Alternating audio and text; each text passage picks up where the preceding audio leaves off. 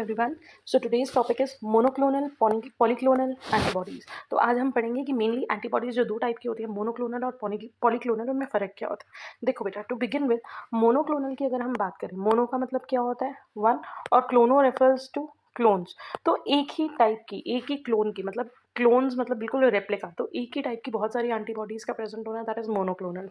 और जब बहुत सारे क्लोन्स हो, मेनी क्लोन्स, मतलब कि मेनी टाइप्स ऑफ क्लोन्स, हम कह सकते हैं कि एंटीबॉडीज के जब बहुत सारे टाइप्स प्रेजेंट होंगे तब हम उसे बोलेंगे polyclonal antibody. So to begin with, monoclonal antibodies are identical immunoglobulins generated from a single stimulated B cell clone. अगर आपने क्लोनल सिलेक्शन पढ़ी होगी तो आपको पता होगा कि क्लोनल सिलेक्शन में क्या होता है कि एक ही टाइप के बी सेल सेलेक्ट होते हैं और फिर वही प्रोलिफरेट होते हैं to produce antibodies.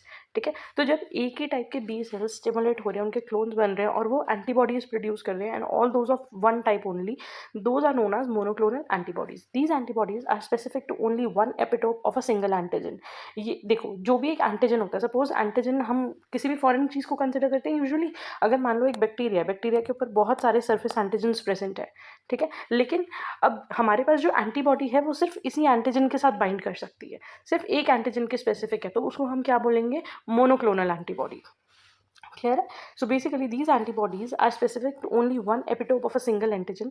They are generally produced artificially. In vitro production of monoclonal antibodies is done. तो basically ये हमारी बॉडी में monoclonal antibodies यूजुअली नहीं प्रोड्यूस होती। नेचुरली हमारी बॉडी में पॉलीक्लोनल एंटीबॉडी, मतलब एक के साथ बहुत सारे क्लोन्स, बहुत सारी टाइप्स ऑफ एंटीबॉडीज प्रोड्यूस होती हैं जो डिफरेंट एंटीजन्स के साथ बाइंड करते हैं या एंटीजन के डिफरेंट एपिटोप्स के साथ बाइंड करती हैं। ठीक है, अगर हमें मोनोक्लोनल एंटीबॉडीज बनानी है तो वो हम आर्टिफिशियली बना सकते हैं।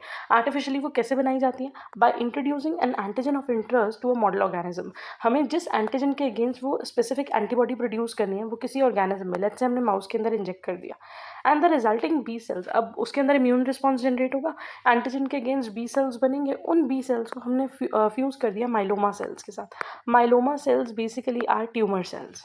ठीक है, हमने इसको ट्यूमर्स, क्योंकि ट्यूमर सेल्स के अंदर क्या प्रॉपर्टी है, कैंसर के जो सेल्स होते हैं, ट्यूमर के जो सेल्स होते हैं, वो कंटिन्यूसली डिवाइड होते रहते हैं, कंटिन्यूसली मल्टीप्लाई होते हैं, तो यहाँ पे बहुत सारी कॉपीज़ हमें इस वजह से मिल सकती हैं।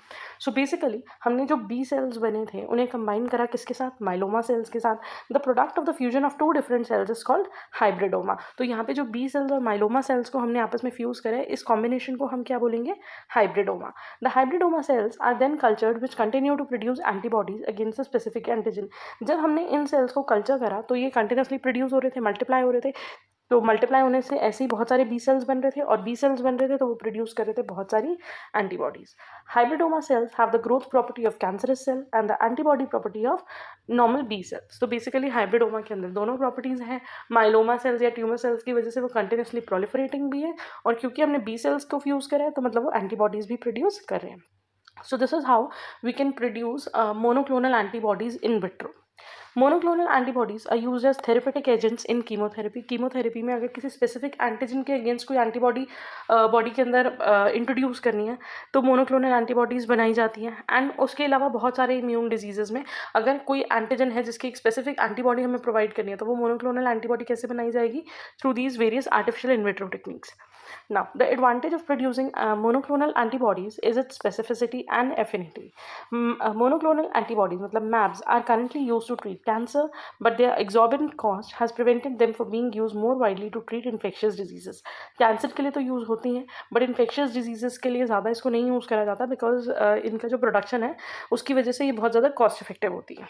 ठीक है जी, तो Kohler and Milstein was awarded with the Nobel Prize in Physiology and Medicine in the year 1975 for the discovery of technique of generating monoclonal antibodies. तो monoclonal antibodies generate करने के लिए नोबेल प्राइज किन्हें मिला था, सर कोलर एंड मिलस्टीन को. So over here you can see कि हमने कोई एक स्पेसिफिक एंटीजन इंट्रोड्यूस करा ऑर्गेनिज्म के अंदर जिसकी वजह से इसके प्लाज्मा सेल्स बने. प्लाज्मा सेल्स किससे बनते हैं, बी सेल से. बी सेल्स बनेंगे, वो प्रोलिफरेट करके क्या बनाएंगे, plasma cells. In plasma cells को हमने कंबाइन कर दिया ट्यूमर के साथ, जिसको हम क्या बोल रहे हैं, माइलोमा सेल्स. तो ये माइलोमा सेल्स और प्लाज्मा सेल्स जब कंबाइन हुए, दो different types of cells combine हुए, तो हमने उसको बोला हाइब्रिडोमा. इसको हमने फिर कल्चर करा, कल्चर करके जब ऐसे सेल्स और सारे बने तो प्रोड्यूस हुई इस स्पेसिफिक एंटीजन के अगेंस्ट एंटीबॉडीज. और क्योंकि ये एक स्पेसिफिक एंटीजन के अगेंस्ट एंटीबॉडीज बन रही है इसलिए इनका नाम क्या है, monoclonal antibodies. So I have added more of text just to make sure कि हाँ अगर आपको नोट्स चाहिए तो आपको इसी वीडियो या पीपीटी के थ्रू मिल जाएंगे. Monoclonal antibodies represent antibody from a single antibody producing cell.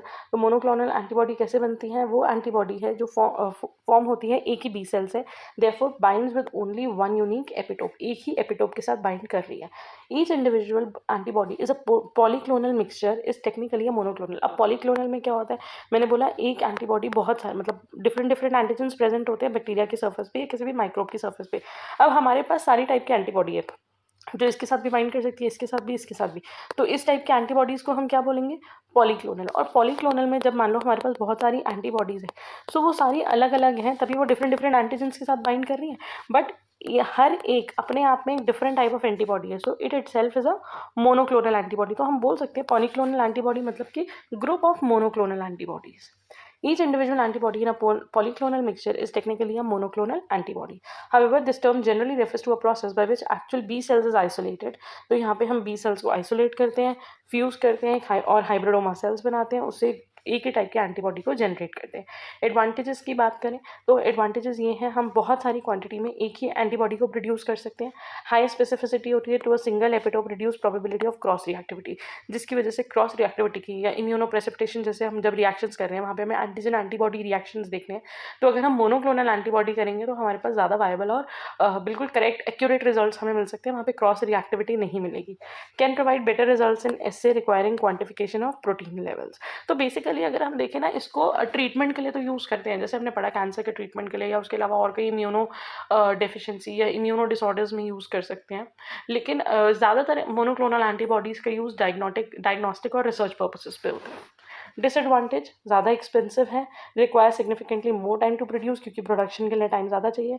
Small changes in the epitope structure often render the monoclonal antibody to take the target protein. अगर सपोज करो कोई भी एक चेंज आ गया एपिटोप के अंदर, क्योंकि ये एक स्पेसिफिक एपिटोप से बाइंड कर रही है. एपिटोप आई गेस आपको पता होगा कि एंटीजन की जो बाइंडिंग साइट होती है, एंटीजन या antigen has a binding site where antibody binds. तो उसको हम बोलते हैं एपिटोप. ठीक है, तो एंटीजन की जिस साइट पे एंटीबॉडी बाइंड करती है उसको हम क्या बोलते हैं? Epitope. Small changes in the epitope structure की वजह से अनेबल हो सकती है मोनोक्लोनल एंटीबॉडी उसके साथ बाइंड ही ना करें. इसके लिए स्टोरेज कंडीशंस का बहुत ज़्यादा ध्यान रखना पड़ता है. सेल कल्चर और प्योरिफिकेशन करना बहुत ज़रूरी होता है. Less robust for detecting the protein and denatured state और ऑल्टर्ड कॉन्फर्मेशन. अगर हम इसको प्रोटीन लेवल के चेक करने के लिए यूज़ कर रहे हैं, अगर वो प्रोटीन डीनेचर स्टेट में या ऑल्टर है उसकी कॉन्फर्मेशन या उसकी जो स्ट्रक्चर है उसमें कुछ चेंजेस हैं, तो ये काम नहीं करेगा. Less ideal for application requiring quick capture of target proteins के लिए. ये मतलब ये क्विक नहीं है, it takes more time. It is sensitive to pH and buffer condition. इसीलिए हमने बोला स्टोरेज कंडीशंस या जिस अगर हमारे पास कोई प्रोटोकॉल है, अगर हम कोई टेस्ट कर रहे हैं, कोई रिसर्च वर्क कर रहे हैं, वहाँ पे हमारे पास कंडीशंस है इस पीएच पे, इस टेम्परेचर पे. अगर हम उस पीएच और टेम्परेचर को मेंटेन नहीं करेंगे तो हमें रिजल्ट्स प्रॉपर नहीं मिलेंगे. More susceptible to binding changes when labeled. To offset many of these disadvantages, it is necessary to produce a pool of several monoclonal antibodies. This is typically cost and time prohibitive. तो basically अगर हमें ये disadvantages को overcome करना है तो इसीलिए हमें क्या करना चाहिए? बहुत सारी मोनोक्लोनल एंटीबॉडीज़ को प्रोड्यूस करना चाहिए रादर देन किसी एक मोनोक्लोनल एंटीबॉडी को प्रोड्यूस करने का. सपोज करो अगर मेरे पास ये एक एंटीजन बैक्टीरिया है, इसके यहाँ पे एक एंटीजन है लेट्स से नंबर 1, यहाँ पे एक एंटीजन है नंबर 2, यहाँ पे एंटीजन है नंबर 3, यहाँ पे एंटीजन है 4. तो रादर देन कि सिर्फ मैं इसके अगेंस्ट मोनोक्लोनल प्रोड्यूस करूँ, उससे बेटर है मैं सबके अगेंस्ट मोनोक्लोनल एंटीबॉडीज़ प्रोड्यूस करूँ, ताकि अगर किसी वजह से मेरी ये फर्स्ट एंटीजन के अगेंस्ट वाली मोनोक्लोनल एंटीबॉडी जो है वो डिसेबल हो गई, नहीं काम कर रही, कुछ भी प्रॉब्लम आ गई, तो एटलीस्ट मेरे पास बाकी ऑप्शंस हो. बट अगर हम एक ही एंटीजन के अगेंस्ट बहुत सारी एंटीबॉडीज़ प्रोड्यूस कर रहे हैं तो वो उसका कॉस्ट जो है वो और ज़्यादा बढ़ा देता है, टाइम भी और ज़्यादा लगेगा. So these are the basic disadvantages which we may suffer. Monoclonal antibodies lab created होती हैं जो मिमिक करती हैं हमारी एंटीबॉडीज़ को जो हमारी बॉडी में प्रोड्यूस होती है. द पर्पस जो होता है वो हमारा इम्यून सिस्टम जब रिएक्ट करता है तो वो बी सेल्स बनाएगा, बी सेल से बनेंगी एंटीबॉडीज़, और हमें किसी स्पेसिफिक एंटीबॉडी की ही अगर कॉपीज़ बनाना चाहें तो वो हो जाएगी मोनोक्लोनल एंटीबॉडी. ठीक है, so moving on to the next one, that is polyclonal antibodies. Polyclonal antibodies are antibodies which are specific to more than one epitope of an antigen. Antigen के ऊपर एक से ज़्यादा एपिटोप के साथ ये बाइंड कर सकती है, मतलब अगर एंटीजन के स्ट्रक्चर में थोड़े बहुत चेंजेस भी हो, तो या फिर मैं बोल सकती हूँ कि अगर सपोज एंटीजन एक बैक्टीरिया है, उसके पास यहाँ पे एक एंटीजन है, एक इधर है, एक यहाँ है, तो एंटीबॉडी हमारे पास है जो इसके और इसके तीनों के साथ बाइंड कर सके, तो उसको हम बोलेंगे पॉलीक्लोनल एंटीबॉडी। लेकिन ये डायग्नोस्टिक पर्पस पे क्यों नहीं यूज़ करी जाती? क्योंकि डायग्नोस्टिक पर्पस पे जब हम काम कर रहे हैं, मान लो हम सिर्फ इसी एंटीजन को डिटेक्ट कर रहे हैं, ठीक है, मुझे इसको और इसको डिटेक्ट नहीं करना, तो इसीलिए मेरे को मोनोक्लोनल एंटीबॉडी चाहिए जो सिर्फ इस एंटीजन के साथ बाइंड करे। अगर मैं पॉलीक्लोनल लूँगी तो वो इसके और इसके तीनों के साथ बाइंड करेगी, विच आई डोंट वांट। ओके, सो वहाँ पे हम क्या यूज़ करते हैं? Monoclonal. They are secreted by B cells in response to specific antigens. They can be defined as collection of antibodies that bind to different epitopes of specific antigen. तो ये collection of antibodies है, बहुत सारी antibodies हमारे पास present है जो different type of antigens के साथ या antigen के ऊपर epitopes के साथ bind कर सकती हैं.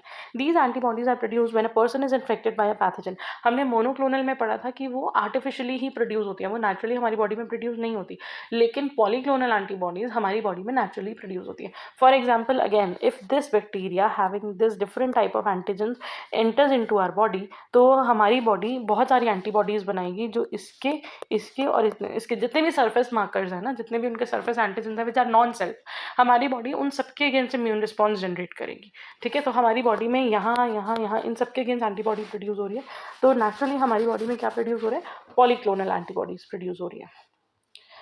The antibodies are produced when a person is infected by a pathogen or when antigen is injected by subcutaneous, intradermal, intramuscular, peritoneal mode, या फिर जब हमें वैक्सीनेशन मिलती है। वैक्सीन्स में भी हमने पढ़ा था वैक्सीन्स वाली वीडियो में कि हमने हमारी बॉडी के अंदर वीकेंड या एटेनुएटेड, किल्ड या टॉक्सोइड्स, कोई भी एंटीजन हमारी बॉडी के अंदर एंटर करे जाते हैं, तो उसके अगेंस्ट भी हमारी बॉडी में पॉलीक्लोनल एंटीबॉडीज प्रोड्यूस हो रही है।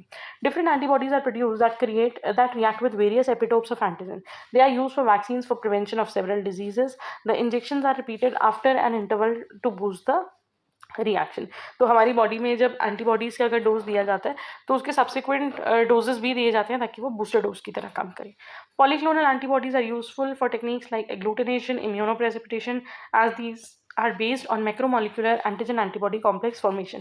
इसके अलावा ये एग्लूटिनेशन रिएक्शन जब हम करते हैं इन विट्रो लैब में या इम्यूनोप्रेसिपिटेशन रिएक्शंस करते हैं, वहाँ पे भी हमें एंटीजन को स्टडी करने में हेल्प करती है या एंटीजन एंटीबॉडी कॉम्प्लेक्स बनाने में हेल्प करती है। कई बार क्या होता है, सपोज जैसे एलाइजा में ऐसा होता है, एलाइजा के अंदर यूजुअली हमें एंटीजन एंटीबॉडी कॉम्प्लेक्स चाहिए होता है, तो वहाँ पे पॉलीक्लोनल एंटीबॉडीज कई केसेस में यूज होती है, लेकिन अदरवाइज वहाँ पे भी मोनोक्लोनल यूज होती है।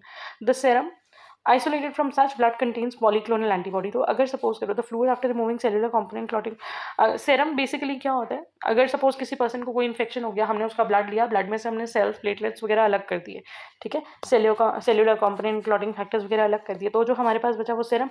ऐसे सेरम के अंदर क्या प्रेजेंट है? Polyclonal antibodies. Polyclonal antibodies are useful for some type of laboratory assays and other assays require more specificity. तो कुछ लेबोरेटरी टेस्ट के लिए यूज होती है, लेकिन ज़्यादा के लिए स्पेसिफिसिटी चाहिए होती है, तो वहाँ पे कौन सी यूज होती है? मोनोक्लोनल एंटीबॉडीज यूज होती हैं। Diagnostic test that are polyclonal antisera are typically only use for screening because of the possibility of false positive, false negative. तो पॉलीक्लोनल जहाँ पे यूज हो रहा है वो सिर्फ स्क्रीनिंग टेस्ट के लिए यूज होता है, सिर्फ कहीं कहीं में, टू डिटरमाइन कि हाँ एक ओवरऑल पॉजिटिव या ओवरऑल नेगेटिव, बट इसमें फॉल्स पॉजिटिव, फॉल्स नेगेटिव आने के चांसेस होते हैं। तो आप ये लेके चलो कि डायग्नोस्टिक्स में या रिसर्च में मेनली कौन सी यूज होती है? Monoclonal antibodies.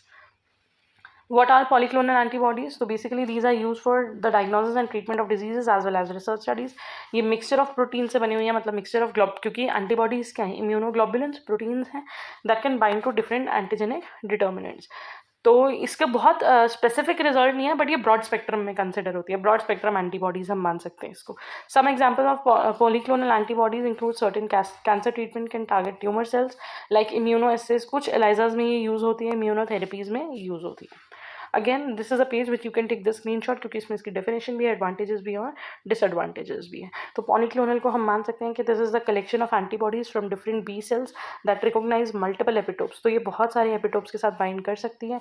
Each of these antibodies recognise a unique epitope. Inexpensive है क्योंकि बॉडी के अंदर नेचुरली प्रोड्यूस हो रही है, तो अगर किसी ऑर्गेनिज्म के अंदर हमने इंजेक्ट करा किसी भी एंटीजन को, ठीक है, या हमने किसी फॉरेन माइक्रोब को एंटर करा, तो हम क्या करेंगे, उस ऑर्गेनिज्म में से उसका ब्लड लेंगे, सीरम लेंगे और उसमें से हमें एंटीबॉडीज मिल जाएगी। यहाँ पे हमें हाइब्रिडोमा वगैरह बनाने की कोई ज़रूरत नहीं पड़ेगी। इजी टू स्टोर है, स्टेबल है, overall antibody affinity against the antigen. यहाँ पे हमें ज़्यादा जो अग्लूटिनेशन वगैरह रिएक्शंस है वो देखने के लिए मिल सकते हैं। तो basically these are the overall advantages and disadvantages. Highlights अगर हम पढ़ें मोनोक्लोनल और पॉलीक्लोनल एंटीबॉडीज़ की, तो polyclonal antibodies show cross reactivity with molecules which are similar to original. तो जब हम इम्यूनोप्रेसिपिटेशन रिएक्शन करते हैं तो पॉलीक्लोनल के अंदर हमें क्रॉस रिएक्टिविटी देखने के लिए मिल जाती है। These polyclonal antibodies show partial, complete और no reactivity with the epitopes of antigen. कभी कभी ये पार्शियल रिएक्शन शो करती है, कभी कभी कंप्लीट, और कभी कभी कोई रिएक्टिविटी शो नहीं करती। वेयर एज मोनोक्लोनल की बात करें तो those antibodies show specific reactivity only to one epitope of the antigen. Suppose करो अगर हमने एक कल्चर प्लेट में ये एंटीबॉडीज़ का कल्चर डाल दिया, ठीक है, उसके ऊपर हमने उसको लोड करा एंटीजन के साथ, तो उनमें क्रॉस रिएक्टिविटी होगी। अब लोड कैसे करते हैं, वेल्स बना के, स्ट्रीक्स बना के। तो जब उनके अंदर इम्यूनो प्रेसिपिटेशन रिएक्शन आएंगे तो क्रॉस रिएक्टिविटी हमें किस में देखने के लिए मिल सकती है, पॉलीक्लोनल में। तो जितनी ज़्यादा क्रॉस रिएक्टिविटी होगी मतलब ये उतनी रिलेटेड एंटीबॉडीज़ है। एंड और वेराज मोनोक्लोनल में हमें क्रॉस रिएक्टिविटीज़ नहीं देखने के लिए मिलेंगी क्योंकि ये स्पेसिफिक रिएक्शंस है। Polyclonal antibodies naturally produce by antigens और produce by injecting in the animals, ये हम पढ़ चुके हैं। So moving on to the next one, यहाँ पे आप देख सकते हो सपोज अगर ये एक फॉरेन एंटीजन है या कोई फॉरेन माइक्रोब है, इसके सरफेस पे बहुत सारे सरफेस मार्कर एंटीजन्स हैं, ठीक है। लेकिन अगर हमारे पास जो एंटीबॉडी है, अब यहाँ पे कलर कोड से आप समझ सकते हो, अगर हमारे पास जो एंटीबॉडी है वो ब्लू कलर के, मतलब वो सिर्फ इसी एंटीजन के साथ बाइंड कर रही है, तो ये क्या होगी, मोनोक्लोनल एंटीबॉडी, ठीक है। Whereas in surface markers को अगर आप देखो इन सबकी शेप सेम है, मतलब मैं ये बताना चाहती हूँ कि ये सेम एंटीजन है बट इनके एपिटोप्स में अगर थोड़ा थोड़ा डिफरेंट है तो वो आप कलर कोड से समझ सकते हो।